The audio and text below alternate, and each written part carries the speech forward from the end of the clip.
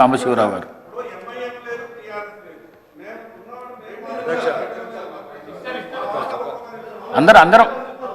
అందరూ మాట్లాడడానికి అవకాశం ఉన్నది.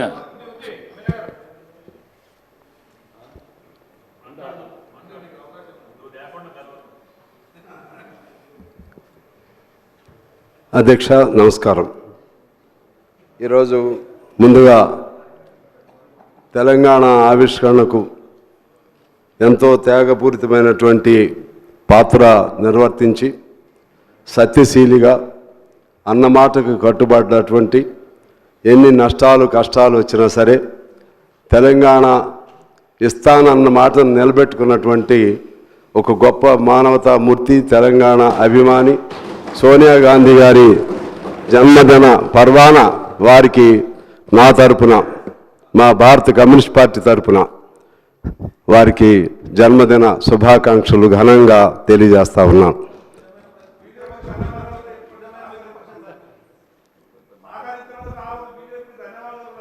మేము ఎప్పుడు బీజేపీ అంటే దానికి మళ్ళీ ఇంకోసారి చెప్తా, దానికి కొన్ని రిజర్వేషన్స్ ఉన్నాయి. Okay, thank you. రెండోది, ఈనాడు తెలంగాణ తల్లి విగ్రహ ఆవిష్కరణకు సంబంధించి మిత్రులు టీఆర్ఎస్ అంటే ఇప్పుడు బీఆర్ఎస్ వారు కూడా ఉంటే బాగుండేదనేది నా అభిప్రాయం.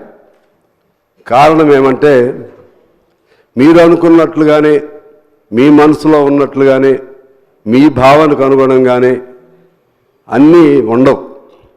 ఆ పద్ధతుల్లోనే విగ్రహం ఉండాలని, మీరు అనుకున్న పద్ధతుల్లోనే కవులు కళాకారులను సత్కరించాలని, మీరు అనుకున్న పద్ధతుల్లోనే సవ్యంగా జరగాలని అంటే ఇప్పుడు ఉన్నది మీ ప్రభుత్వం కాదు. అది మీరు గమనంలో పెట్టుకోవాలి. ఇప్పుడున్నది మారిన ప్రభుత్వం. వీళ్ళకు కూడా కొన్ని లక్ష్యాలు ఉంటాయి, కొన్ని ఆశయాలు ఉంటాయి, కొన్ని ఆకాంక్షలు ఉంటాయి, కొన్ని అభిప్రాయాలు ఉంటాయి. మీరు చేసినటువంటి అభిప్రాయాల పట్ల కొంత విరుద్ధమైనటువంటి వైఖరి కూడా ఉండొచ్చు. నేను మనవి చేసేది ఏమంటే, ఇవాళ మీరు చెప్తా ఉన్నారు కదా, ఆనాడు తెలంగాణ తల్లి విగ్రహ రూపకల్పనలో మీరు ప్రతిపక్ష పార్టీలను పిలిచారా అని చెప్పి నేను ఆనాటి అప్పుడు ముఖ్యమంత్రిగా ఉన్నటువంటి కేసీఆర్ గారిని నేను ప్రశ్నిస్తూ ఉన్నాను. నాకు తెలిసి ఆ రూపకల్పన ఎలా ఉండాలని, దానికి సంబంధించినటువంటి విధి విధానాలు ఎలా ఉండాలి, లేకపోతే దానికి సంబంధించినటువంటి ఆవిష్కరణలో ఉన్నటువంటి ఆ పలు అంశాలు ఎలా ఉండాలని ఎవరితో కూడా చర్చించిన పరిస్థితి లేదు. మమ్మల్ని అయితే పిలవలేదు. ఇంకెవరిని పిలిచారో నాకు తెలియదు. మమ్మల్ని ఎందుకు అంటున్నానంటే, మేము కమ్యూనిస్ట్ పార్టీగా ఒక జాతీయ పార్టీ అయి ఉండి కూడా విశాలాంధ్ర కోసం అనేక త్యాగాలు చేసిన పార్టీ అయి ఉండి కూడా తెలంగాణ ప్రజల ఆకాంక్షలను అర్థం చేసుకుని కేంద్రంలో ఉన్నటువంటి భారత కమ్యూనిస్ట్ పార్టీ ఒక నిర్ణయం చేసింది.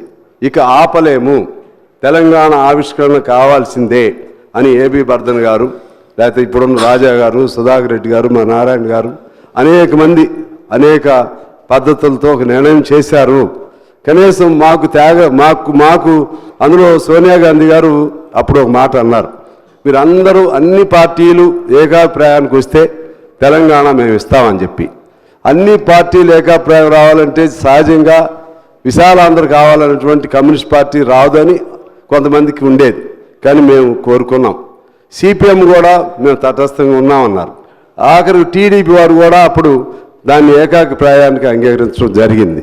అందువలన ఆ కమ్యూనిస్ట్ పార్టీకి సంబంధించినటువంటి మమ్మల్ని కూడా మీరు ఎప్పుడు కూడా గౌరవించింది లేదు, పిలిచింది లేదు. మా గౌరవం పాయింట్ కాదు ఇక్కడ.